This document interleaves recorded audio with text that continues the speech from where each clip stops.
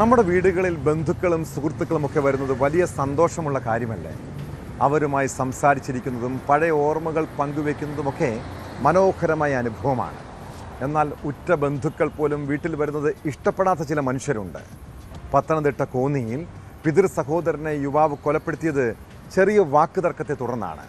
കോന്നി സ്വദേശി അനിലിനെ കൊലപ്പെടുത്തിയ കേസിൽ പ്രതി സുധീഷിനെ പോലീസ് അറസ്റ്റ് ചെയ്തു. വീടുമായി ബന്ധപ്പെട്ടുള്ള തർക്കത്തെ തുടർന്നായിരുന്നു കൊലപാതകം.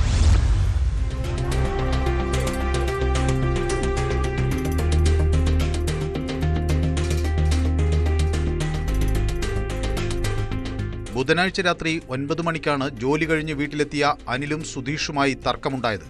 ജോലി സംബന്ധമായ ആവശ്യങ്ങൾക്ക് കുളത്തൂമൺ അംബേദ്കർ ഉന്നതിയിലെത്തുമ്പോഴാണ് ചെങ്ങറയിൽ താമസക്കാരനായ അനിൽ കുടുംബവീട്ടിൽ താമസിക്കുന്നത്.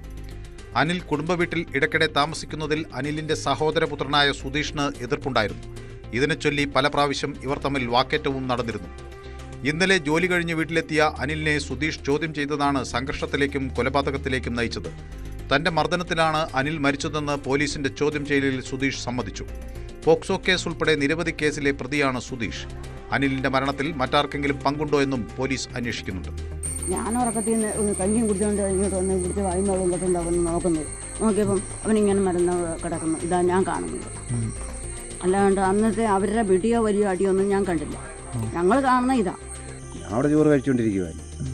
അവനെ കടം ചെയ്ത് വിളിച്ചു. എൻ്റെ അനിയനെ ഇറങ്ങിപ്പോടാൻ പറ്റാൻ വന്ന കസാരയൊക്കെ പറക്കി താഴെ കളഞ്ഞ് അവൻ കയറി മേളി വന്നു. ഞാൻ മേളാൻ മിണ്ടായിരിക്കും എൻ്റെ അനിയനോട് പറഞ്ഞു.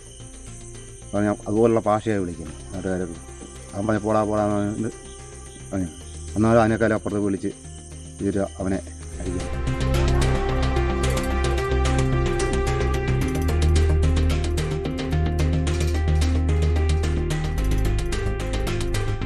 ന്യൂസ് 18 പത്തനംതിട്ട. കൂടുതൽ വാർത്തകൾക്ക് news 18 Keralam YouTube channel subscribe ചെയ്യുക.